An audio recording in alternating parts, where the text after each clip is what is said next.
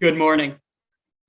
Welcome to the First Religious Society, Unitarian Universalist in Newburyport, Massachusetts. My name is David Livingstone, and I am honored to be the ministerial intern here at FRS. We come together as a church community, online and in person, committed to love, peace, and justice. Our core values are authentic connection, courageous action, love, spirituality, and wonder. Our mission and our invitation to all of you is to come as you are, journey together in love, act with courage, and transform our world. If you are visiting today or joining us for the first time, welcome. We are glad you are here. If you would like to access this morning's order of service, a link is being shared in the chat now. This morning, we welcome Edward Carson, Dean of Multicultural Education at Governor's Academy. Eddie received his BA in History and Religion and his MA in History Education from Harding University. Eddie was born and raised in Montgomery, Alabama. He is an independent historian, history teacher, Dean of Multicultural Education, and activist. His research looks at race, religion, and Black thought, particularly W.E.B. Du Bois. He chaired the AP History Division of the College Board, served on the exam committee, and was a table leader for the AP reading. Recently, Eddie was appointed to the editorial board for the Society of Values in Higher Education, where his leadership addresses matters of diversity, equity, and inclusion. Furthermore, Eddie published a text for students and teachers through Norton Publisher, Historical Thinking Skills in European History. At Govs, Eddie serves as the Dean of Multicultural Education, teaches history, is a dorm parent, and coaches JV boys tennis. Before joining Govs, Eddie and his wife Jeanette migrated from the Deep South to New England, where he taught at Brooks School. They live on campus with their dog, Baxter. I would like now to draw your attention to the many events and activities going on here at FRS that are listed in your order of service. In particular, there is still time to register for one of the upcoming Living the Pledge workshops, which begin this week. Living the Pledge is a 6-week series designed to provide a foundation for understanding racism in all its forms and ways that we as individuals and collectively can begin to dismantle it. It reinforces participants' commitment to ongoing action and provides tools to begin or continue the anti-racism journey. The different series run on Wednesdays, 3 to 5 p.m., Thursdays, 6:30 to 8:30 p.m., or Fridays, noon to 2 p.m. You choose whichever one works best for you.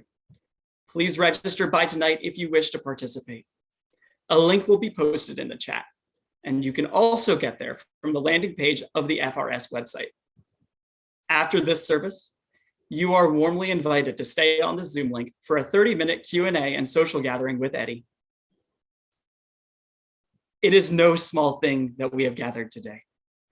So let us celebrate our time together.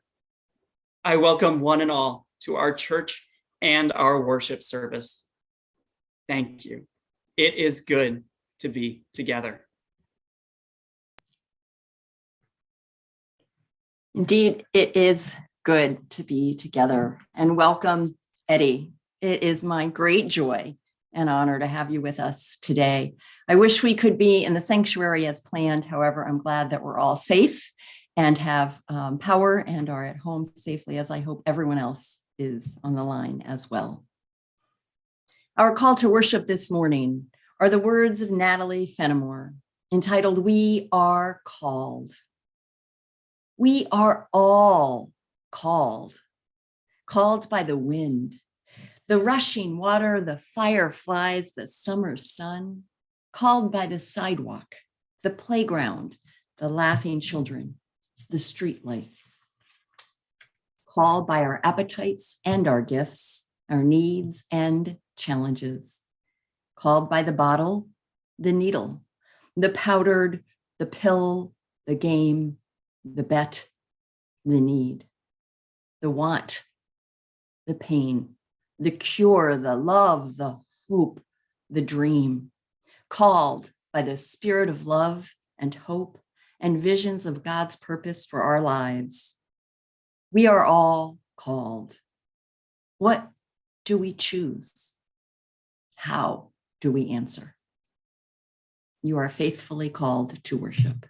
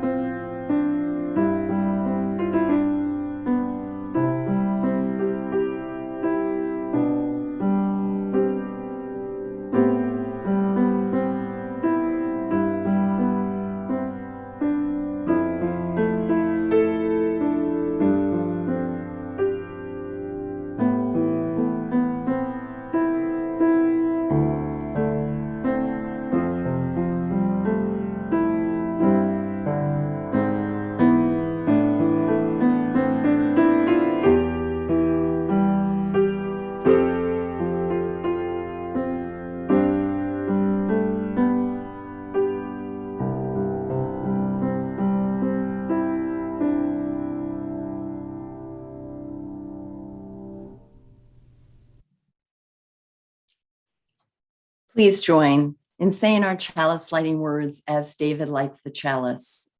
The words will be shown on the screen.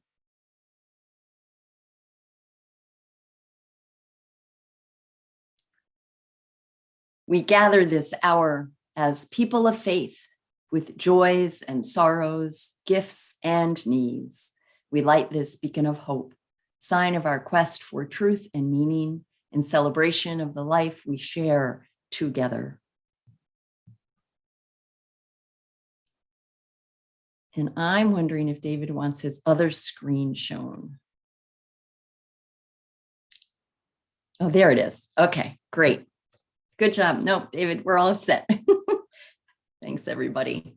Isn't that beautiful? What a beautiful sight. Each week, we also light 2 candles of peace, representing 2 places on earth we lift up and remember as a sacred encounter with our world. There are untold numbers of places on earth that need peace. These 2 we especially hold close in this service and through the week ahead. After each candle is lit, I invite you to speak the words together for peace in English, Arabic, and Hebrew. Peace, salam, shalom. This week, I'm trying something new to help let everyone know when it's time to join our voices. And so after I finish the prayer, I will say, to this we respond, which is the invitation to say, peace, salam, shalom. Our first candle this morning is lit for the Ukraine, its people, and all those who are at risk of being engaged in yet more war as tensions rise and actions continue to be taken near their borders. We pray for the safety of Ukrainians, soldiers, and all people, and we pray for the work to uphold democracies. To this we respond, peace, salam, shalom. And our second candle this morning is lit for homes and places affected by yesterday's blizzard. People seeking shelter, struggling to keep their families warm, or who are in need of assistance, heat, food. We pray for the rights of all people to have safe and secure housing, shelter, warm places to be, fed bellies. To this we respond, peace, salam, shalom. We'll now join together in our first and opening hymn, Love Will Guide Us, and the words will be shown as well in your order of service.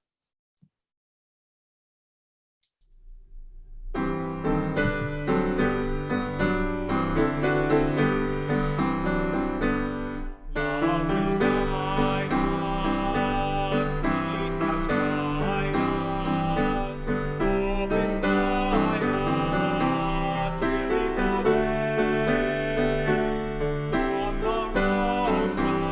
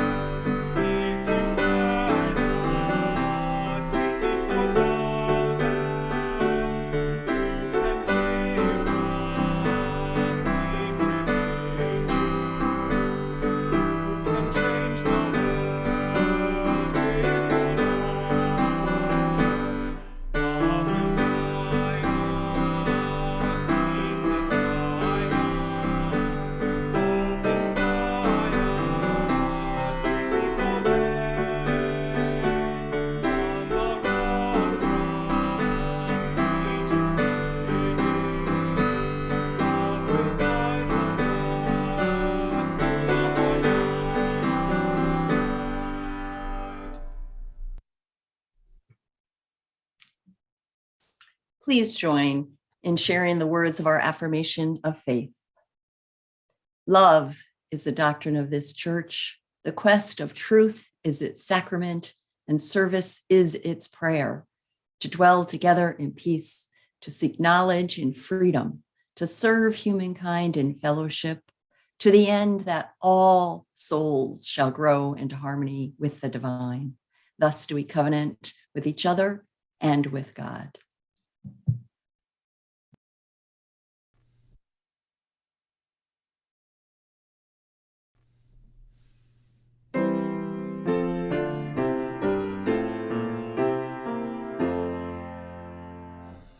From all that dwell below the skies, let faith and hope with love arise. Let beauty, good, and truth be sung through every land by every tongue.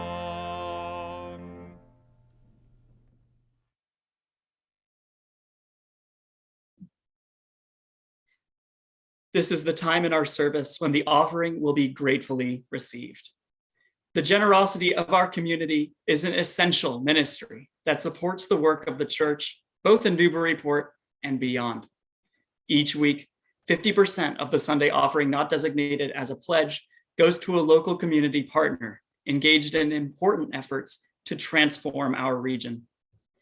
The January collection supports Community Service of Newburyport, which supports a food pantry, clothing emergency relief, and referral services for people in need in Newburyport, Newbury, and West Newbury. In addition, they run the holiday gift bag program for children and seniors, and in the summer, provide 2 weeks of summer camp for local children. In order to give online, please use the link in your order of service or in the chat.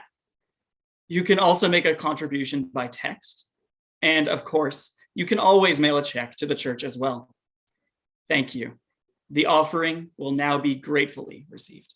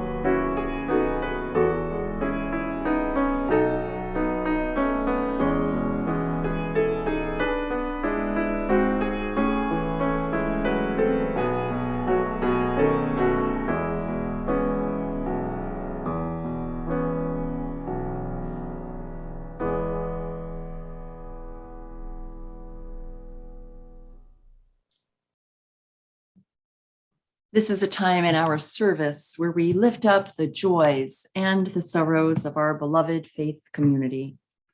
Helen Regita, our pastoral care associate, will light the candles as I share what has been sent to me in advance of this morning's service.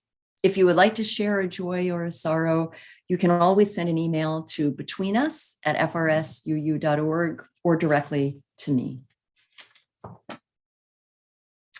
We light a candle of concern this morning as Betsy Woodman asks that we hold her dear friend and partner, John, who is facing carotid artery surgery. She'll be flying out on February 4th to be with him. And until then, Betsy is finding solace and hope in creating and listening to music. Julie Filbert asks that we light a candle for her mom, Franny Sullivan, an FRS member who is doing well at Atria Merrimack Place. She just celebrated her 90th birthday. She loves to keep everybody laughing there at Atria and enjoys her chocolate treats. She sings with their choir from time to time and remembers all the lyrics. If you want to send her a card, she is in room 17A. And Julie asks that you include a photograph of yourself, if possible, as Franny knows faces better than names. Lee Pearson asks that we light a candle of concern and prayer for her friend and colleague, Hal Walker, who is the music director of the UU Church in Kent, Ohio. Lee met Hal when she was training as artist to work in the schools in Ohio. Last summer, Hal was reaching millions of viewers on TikTok, and now his music is silenced. He is bedridden in the dark and barely able to move or speak, let alone sing. You can find his music on YouTube, and please do hold him in the light and in your loving thoughts and prayers. Sue Fasoli asks that we light a candle of concern for her dear friend, Jim Treadway, who is fighting cancer of his liver that has metastasized to his lungs. Please continue to keep Jim and his wife, Leah, and their daughter, Ashlyn, in your thoughts and your prayers as he negotiates this uncharted territory, exploring potential treatment options and doing his best to stay strong during this very difficult time. Tom Himmel asks that we light a candle of sorrow and caring for his cousin Karen, whose longtime partner Ralph passed away in Tennessee last week. They were together for many years, and Ralph was the love of Karen's life. For a number of years, they took exchange students into their home from around the world, and many of these have kept in touch with them and with each other. And we light one final candle, as we do each week, for all of the sorrows and joys that, although unspoken, are held in just as much love and care.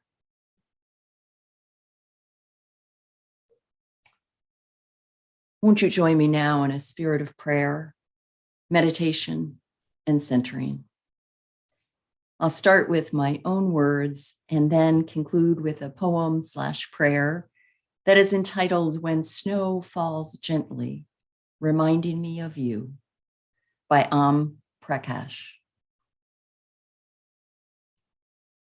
Spirit of love, of indignance, of forgiveness. Thank you for bringing us together once again here in this time and in this space and in this sacred community called our spiritual home. Thank you for the differences that abide among us and the richness that these differences offer and bring. Thank you for the joys that uphold us all as we celebrate together the comings and the goings, the weddings and the births, the new beginnings, the lives that each of us is touched by for being a part of this home. Thank you for the pain that is lessened when shared here in this community, a place where pain is understood to be true and part of life, and that it is not meant to be borne alone. Bless those among us today who are hurting, who are lonely, who are in need of comfort or a friend. May they be touched by the Holy Spirit that is always with us, that is known as peace, that is felt as connection, that is experienced as a sense of belonging. Be with us through the rest of this service, through the week ahead, and through every day of our lives.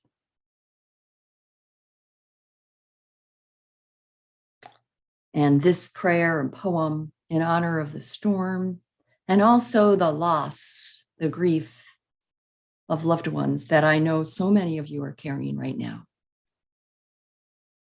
When snow falls gently, reminding me of you. In the late hours, when snow falls gently, covering the broken ground and boards and twisted roots and cans and bottles. The world is smooth when snow falls gently. I see your face chasing away the bitter cold. Hold me close. Rock me in your loving arms. Sing lullabies that help me remember. Teach me to turn back to my snow-driven self, dancing in the rapture of my first breath, singing to the sounds of music and arts, moving to the poetry of rhythm in motion that fills my heart every time I think of you, my beloved. Then I remember, I don't need to return. I never left. You and I are one, dancing in the silky smoothness, beating back the cold with the rhythm of our dance steps, filling the world with laughter as the cold winds blow. And our hearts, like burning embers, become the warmth of the sun, carried on in the winds. Amen. And as we sway and move into the music to come, help us know and remember that there is a strength within us all that is sustained by all of life, by its joys, by its anger, by its frustrations, by its comfort. May we be open to that energy called love. Our reading this morning is an excerpt from Invisible Man by Ralph Ellison, published in 1952. I am an invisible man. No, I am not a spook like those who haunted Edgar Allan Poe, nor am I your Hollywood movie ectoplasms. I am a man of substance, of flesh and bone, fiber and liquids, and I might even be said to possess a mind. I am invisible, understood simply because people refuse to see me. Like the bodiless heads you sometimes see in circus sideshows, it is as though I have been surrounded by mirrors of hard, distorting glass. When they approach me, they see only my surroundings, themselves, or figments of their imaginations. Indeed, everything and anything except me. Nor is my invisibility exactly a matter of biochemical accident to my epidermis. That invisibility to which I refer occurs because of a peculiar disposition of the eyes of those with whom I come in contact. A matter of the construction of their inner eyes, those eyes with which they look through their physical eyes upon reality. I am not complaining, nor am I protesting either. It is sometimes advantageous to be unseen, although it is most often wearing on the nerves. Then too, you're constantly being bumped against by those of poor vision. Or again, you often doubt if you really exist. You wonder whether you aren't simply a phantom in other people's minds, say a figure in a nightmare with which the sleeper tries with all his strength to destroy. It's when you feel like this, that out of resentment, you begin to bump people back. And let me confess, you feel that way most of the time. You ache with the need to convince yourself that you do exist in the real world, that you're a part of all that sound and anguish, and you strike out with your fists, you curse, and you swear to make them recognize you. And alas, it's seldom successful.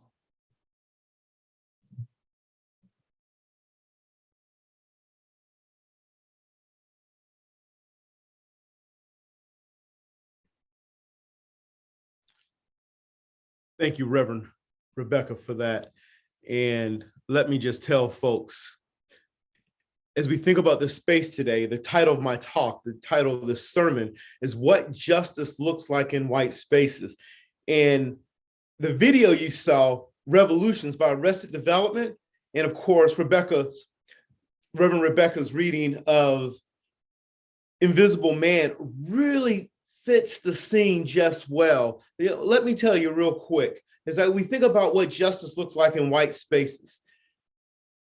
I had to be introduced to that great work, Invisible Man, not an independent school, a white space that I once attended, but really in the circles of Black thinkers, Black students, Black folks who are really consciously thinking about the struggles and the plight of Black folks.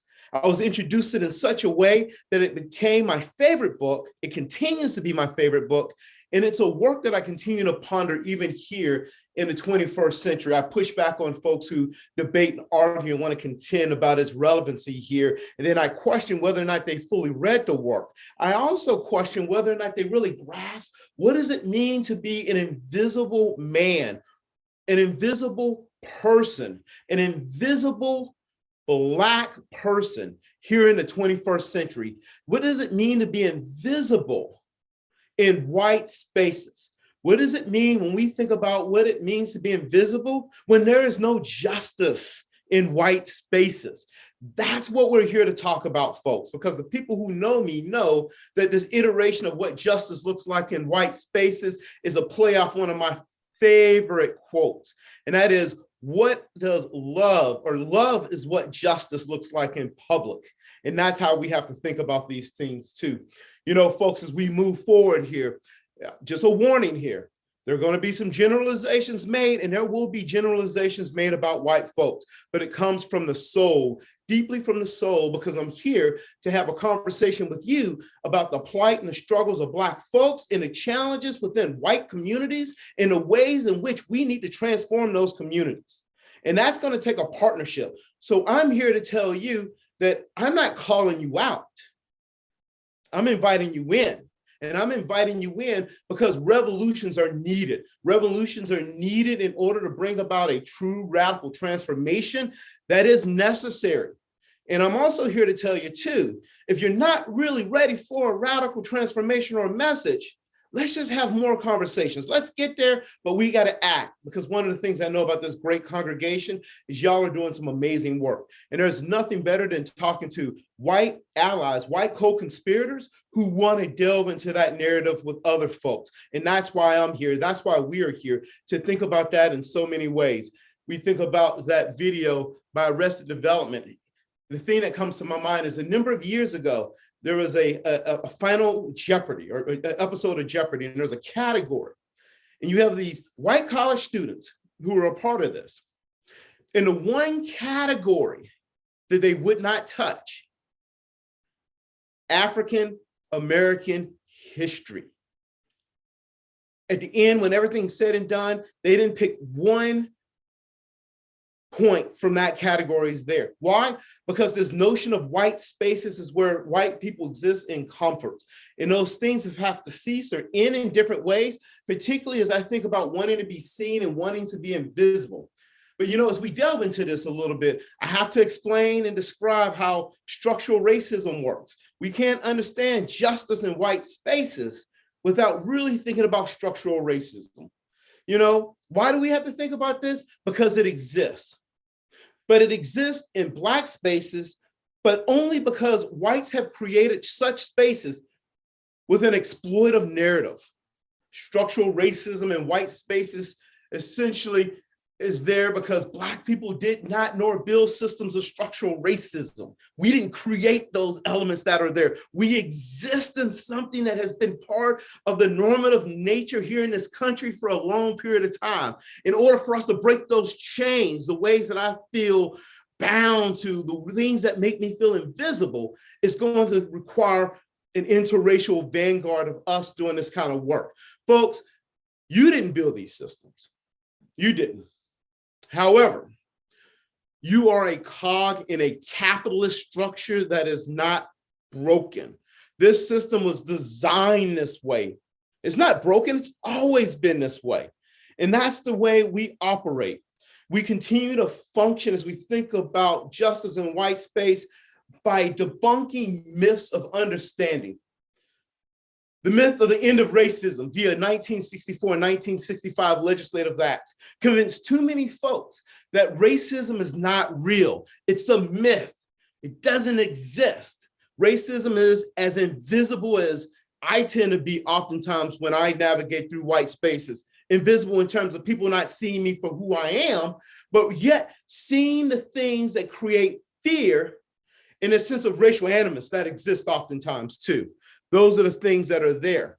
Black nor white folks want to talk about structural racism. But in order to have justice in white spaces, we need to talk about and fix it in our own communities, right here. The world's a big place, folks. The world is big and creation started in our backyards. It didn't start across the country or across the globe. We got to think about how this started right here. And yet, as we think about that, there are a lot of things we have to assess and we have to analyze, we have to think about. There are Black folks who see structural racism as getting in the way. I've talked to Black people who said, oh, Brother Carson, we don't want to talk about that because I'm on a mission. I got to get things done. And yet I continue to warn them that there will be barriers and landmines along the way in which you cannot see nor process. We have to be aware and we have to think about that as Black people. You know, let us just pretend it's not there. I wish I understood structural racism when I was in the 6th grade. It would have explained some of the things that I saw that I was too young to fully process.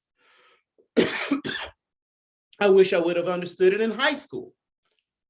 I mean, you know, I'm me, and because of that, I dedicated myself to thinking about these levels of problems over a period of time, which means speaking a level of truth to folks like you, so we may avoid just that, those pitfalls that have created barriers in healing and growth and really tearing down barriers that exist. You see, folks, you're going to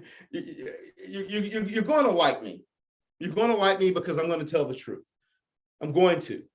And that being the case, and while it might be at times a little hard and it may feel at times like a sense of condemnation, I'm not calling you out.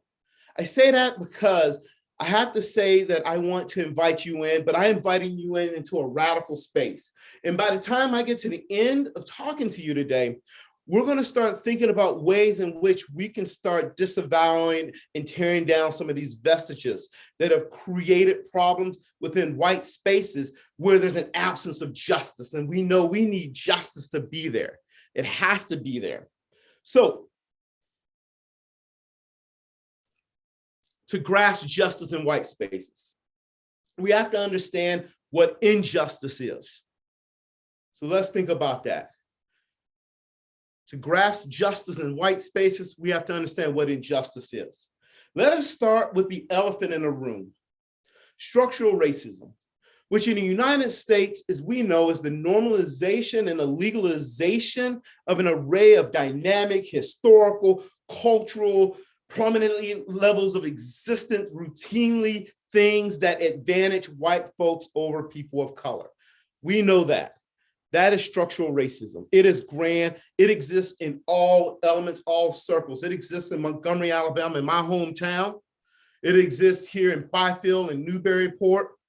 It exists in Danvers, Ipswich, Boston. And examples of how those things work, of course, we get to things such as housing. When you look at the statistical reality of affordability and the inability for Black and brown people to own houses, own homes in this country has continued to be problematic. Banks and communities have created structural barriers that have made it difficult to break through those walls, in which now what we've done is we've created sundown towns. We've created walls that says, we welcome you, but this is a white-only community. And this white community is going to stay white because there's no space for the things or for the things that you offer. We're not willing to remove those things. We think about structural racism, not only beyond housing, but we think about it in terms of education. We talk about the school to prison pipelines, how this has become an endemic problem nationally. The fact that we have white implicit biases and testing and discipline element that have caused Black and brown folks to not only drop out of school, but also to receive subpar education that has made it difficult for them to catch up. Those are the elements that are there. And those are the things we have to think about. Oftentimes, I talk about wealth inequality in this country. And one of my favorite examples, and it usually catches the attention for a lot of people, is the fact that I go back to the Boston Spotlight. And this Boston Spotlight illustrated that in the greater Boston area, wealth in that area for white people is $250,000. That is the total wealth for white people in the greater Boston area, $250,000. And for Black people, it's $8. When you talk about the fact that not a lot of Black and brown people inherit homes, I have folks that I know, I'm just going to call them out. I got colleagues who just email people and talk about their second homes and whether or not you want to rent their second home for a week, just to let you know about their wealth and their privileges too. That's right, I'm going to call them out, but not consciously thinking about the realities for other folks that exist too, who don't have those things that are there. Those are the things we have to be cognizant of and how the structural system works. We think about the problems of criminal justice as we think about structural racism. Blacks are in prison, folks, at a rate of 2,300 people for every 100,000 Black people. That is outstanding. And so I can contextualize that, and so that makes some sense here, right? 2,300 for every 100,000 Black people incarcerated. If we think about this on the other hand, we're looking at white folks who are incarcerated at a rate of 450 people per 100,000. These are systems that are designed and put in place that makes it difficult for us to think about not talking about the problems of race in this country, but yet also problems of race in our communities and in our neighborhoods too. And there are ways we can really tackle some of those things. And I'll get to that in a little bit. There are hard facts that exist, not only nationally, but again, in our own communities. Folks are like, but Brother Carson, we do not have structural racism here in our community around here. There are no Black folks here. And often I respond by saying, you just made my point. We have to ponder and we have to ask ourselves, is it because of the snow and the cold?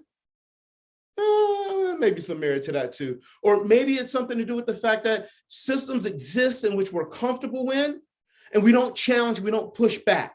We become complicit and complacent and comfortable and not really delving into that because that requires a level of time.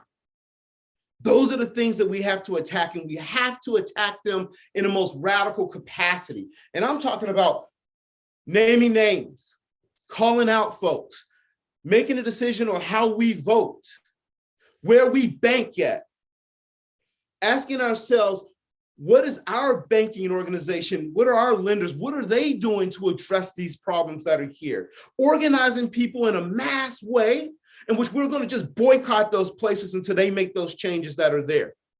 And folks, I'm not just talking. This isn't lip service here. I have a plan for this, and we're going to work together to revolutionize these communities in such a radical way that people are going to be thinking about revolutions. They're going to be thinking about what we just heard from Arrested Development. They're going to be thinking about the fact that I no longer want to be an invisible man in white spaces, but I want justice to be seen in white spaces. White communities often complicit because they have often inadvertently supported exclusionary systems of injustice. All too often, people dismiss what I'm saying because they believe the answer is building a race-neutral society. This sense of colorblind ideology. Only the absence of accounting for race will bring racial equality, is what some folks believe. Folks continue to move around the fact that they reject all racial categorizations, record keeping, and they make no distinctions based on race. Because see, they see those things as the problem for racial healing. Let's just ignore the past elements and let's just move forward here. Let's just ignore what's happening around us. And they can't get past those things that are there. Baloney, people. And I call that falsity that's there too. You know, this assumes that racial hierarchies do not already exist. And racial hierarchies do exist. Structural racism in white spaces says there is hiring discrimination. That brother with that hair walked in and I just felt a little nervous. I'm not sure he's quite as qualified as the other person that's there. I think it's just a cultural issue is what colorblind would say. Structural racism reminds us of the limited opportunities in these communities. And yet the colorblind argument will say, it's not limited opportunities, Brother Carson. It's just your behavior in the sense of your behavior. The way Black people act, the way they dress, the way they pontificate in their own way. You saw the video by Arrested Development. That's just a little too Black for us. I saw the video of Public Enemy. Ooh, Fear of a Black Planet. That was a little too scary for me. Structural racism reminds us that there are folks who don't have the social dynamics and the networks the way other folks do. Colorblind will say it's not about the absence of social networks. It's a lack of discipline.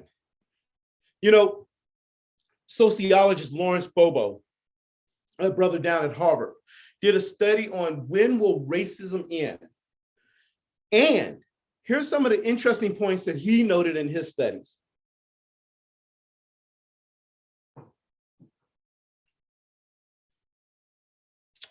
"61%, I want you to listen to this. I want you to think about this here. 61% of white people already believe that we have achieved racial justice and equality. Another 20% of white folks believe that it is on the horizon, it's getting close. And let's compare that to 17% of Blacks who believe we've reached this promised land. And oftentimes, even among those 17%, some of that has to do with class orientation, or even some of the communities they're in terms of how they think about assimilation. That's another conversation that's there too. You know, if justice is what love looks like in public, then how do we convince 80% of white folks that justice in white spaces is not the denial of institutional structures that further the continuity of racial disparities, right? That's what we have to do. And part of that work means mobilizing, organizing, coming up with a plan to transform our own local community. And I have a plan, folks, and that plan is radical. And I hope some of you will stick around after this and have a conversation with me a little bit more, because I'm going to be engaged in this congregation for a while. You're not getting rid of me, because I'm hoping folks are going to show up and work with me as we dismantle the problems of structural racism here. We can't worry about the next state over. We want to worry about this town, this community right here. You know, I think it was between 1994 and 2008, roughly 75% of white folks stated that Blacks should just overcome racial prejudice. If they just overcome racial prejudice, all of these things will go away and it won't be a problem, right? We can't buy into that lie. and the work and the studies and the thing that you're doing for yourself, we have to continue to come to that realization that racial prejudice, racial animus, all of those things just don't vanish. You know, now I got to tell you, I love Brother Barack Obama. Oh, I love that brother. I love Michelle Obama much, much more, just to be honest with you. But that being said, you know, I know white liberals love that brother. White liberals loved him enough to showcase their vote for him and prove that they were not a part of the cog of structural racism. Just go watch the movie Get Out if you haven't seen it. Kind of examines that just a little bit more. But that is the lie of white liberalism, folks. And white liberalism is the problem. Obama's obsession with this lift all boats approach ignored the gravitas of the anchors holding communities of color down. And, you know, oftentimes I think about that brother in the sense of the spiraling white supremacy after he came into office. And Obama's about as moderate and cool, calming, and all that kind of stuff as it comes. You get some other folks who are piping out the challenges and the problems. Now you're talking about some serious elements that people can't move beyond that because they've already created the semblance of the right kind of Black person, the wrong kind of Black person that exists. For white folks or non-people of color, you know, you must understand that if you are struggling with what I am saying, then you are entitled to an opinion, but it does not make it an informed one. Keep that in mind. Do not allow others to use their reactions as a way out. You know, I thought I was moving along, and I hear this all the time. I want to come to this place where I get to a point of racial healing and racial justice. I want to put my Black Lives Matter sign out and everything too. Then I heard Brother Carson talk. Then I thought, see, he's the problem right there. We can't have racial healing because of people like him.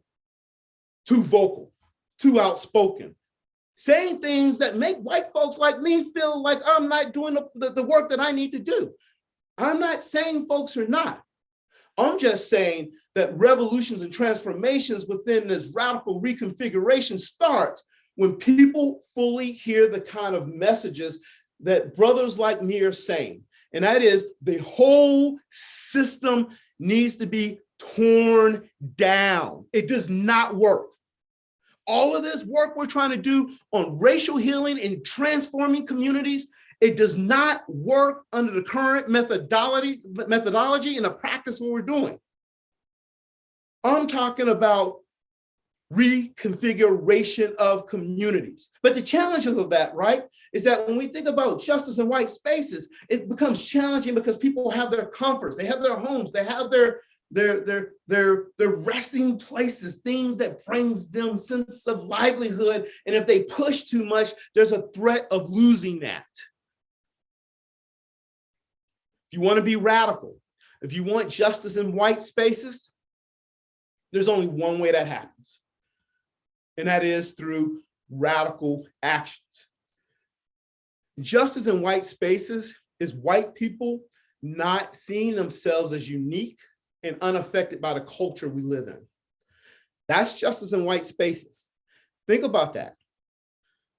Ignoring the systemic dimensions of racism becomes an issue.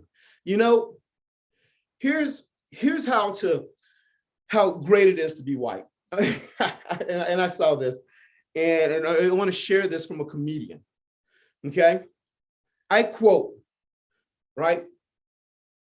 How great is it to be white in this country? White people can get in a time machine and go to any time, and it would be awesome when they got there. They would talk about how great it was, right? Let's go make America great again. Let's get in that time machine here. And a Black person or any other people of color who want to get in the time machine, we're going to be like, yeah, I'll go anywhere. But as long as it's after 1980. And the irony of this joke by a white comedian is that I still struggle even with the time period after 1980, because that operates under the assertion that things have gotten that much better. That's a falsity. That is not true. What can you do? What can we do? You know, first you must start at the individual level. I know of this great anti-racist, I know of the great anti-racist work that you all are doing there. And it's the reason why I want to partner with you. It's the reason why I want to partner with this congregation in moving the vestiges of structural racism. Those are the things that exist. You know, I once made a list of the things I like about white spaces and how I have been shaped by the narrative of whiteness and the ubiquitous nature of whiteness. It's an interesting thing to do because we know whiteness is average, is normal, it's exceptional, it's preferred. So in doing this, I thought about the books I was always asked to read growing up, or the TV shows, even the courses at times I have to take. Everything creates this lens of the beauty of whiteness. I remember my wife and I we visited the Sistine Chapel and we viewed the creation of Adam. This biblical imagery told the story not so much of the Genesis narrative and creation, but the 16th century narrative that still holds true today. And the 16th century narrative here in the 21st century is that whiteness is the standard by which all things should be compared. It is the gold standard. Hallmark does this well. You ever watch any shows on Hallmark? Whoa, I sit there and I count how many people of color I can see on Hallmark, how many queer folks I see on Hallmark, right? The whole ideal couples are white. You know, the ideal couples are always straight too. The most ideal communities are always in white spaces, usually in Vermont. You know, take some time and make a list. Make a list of your world and ask yourself, how white is it? Just brainstorm, right? And just think about everything about your life and how ideal your life has become because of the nature of whiteness. And then once you've done that list, make another list of your community and ask yourself, how might elements of structural racism exist? How might you be supporting such systems? Those lists, folks, are important because, you know, I'm going to be following up with folks and we're going to delve in and we're going to think about those lists in ways in which we can dismantle those things. You know, as I come to a conclusion here, I think about Martin Luther King Jr. It's January. We always talk and think about Martin Luther King in January. We'll forget about him for another 11 months and we'll come back to him again in January. Martin Luther King Jr. saw no visible hand that coordinated the self-interest of whites with the interests of Blacks. He saw instead a system that brutalized Black fathers, brutalized Black mothers, brutalized Black children through an unchallenged system that empowered the white majority to enforce unjust laws on the people of color. That brother wrote, I quote, "Superficial solutions and shallow understanding from people of goodwill is more frustrating than absolute misunderstanding from people of ill will." I want to say that one more time because it's a powerful point that we have to understand. Superficial solutions and shallow understanding from people of goodwill is more frustrating than absolute misunderstanding from people of ill will. You see, oftentimes I hear folks talk about that brother talking about we need to concentrate on our character and not the color of our skin, and yet they completely misappropriated and misunderstood the document. They really took out of it for the things that serve their purposes. What that brother's really saying is if we really want to bring about any type of racial healing and social progress in society,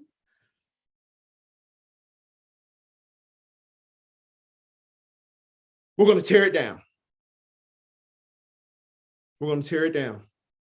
And I'm going to ask you this, and I'm going to challenge you.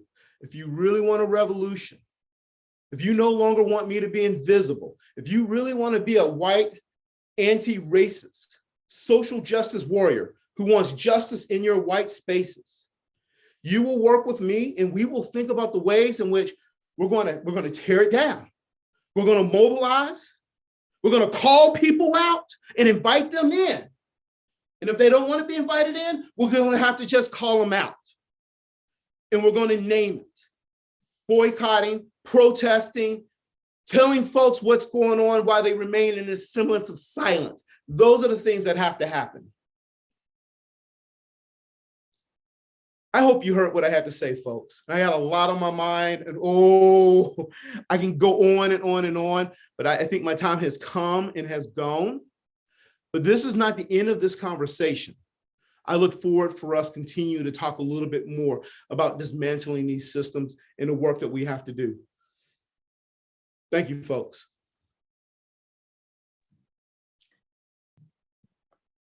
Thank you, Eddie. Thank you.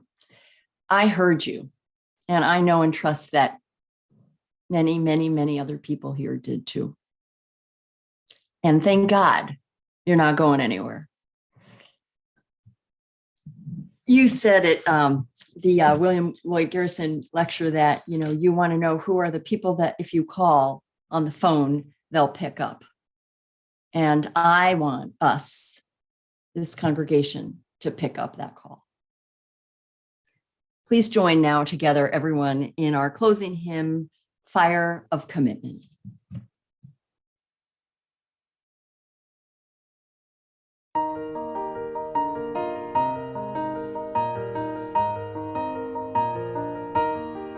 From the light of days remembered burns a beacon bright and clear, guiding hands and hearts and spirits into faith set free from fear.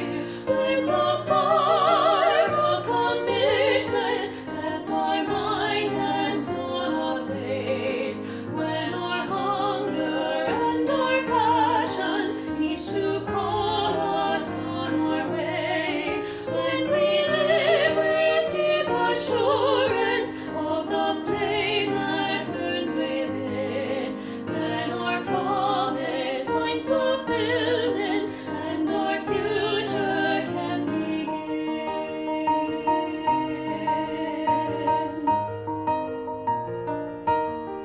From the stories of our living rings a song both brave and free, calling pilgrims still to witness to the life of liberty. When the fire of commitment sets our mind and soul ablaze, when our hunger and our passion each to call us on our way, when we live with deep assurance of the flame that burns within, then our promise finds fulfillment and our future can begin.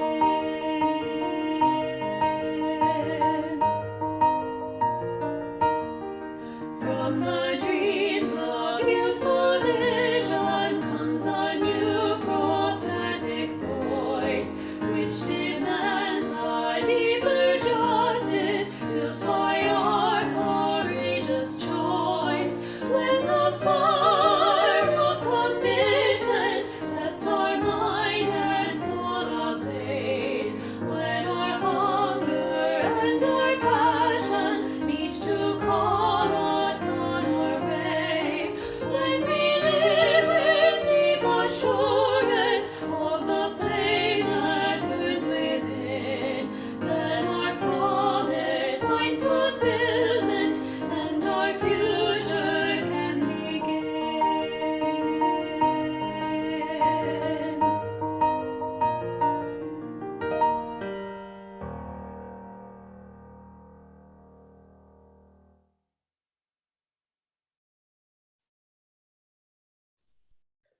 Please join in our unison benediction as David extinguishes the chalice. The words will be shown here on our screen. May the love which overcomes all differences, which heals all wounds, which puts to flight all fears, which reconciles all who are separated, be in us and among us now and always. My friends, again, I hope you'll join us, basically continuing on in a dialogue and a conversation with Eddie Carson. I want to thank you again, Eddie, for being with us today, and encourage everyone to make sure you come back next week when we hear David Livingstone, our ministerial intern, will be preaching for the very first time. It's an exciting day.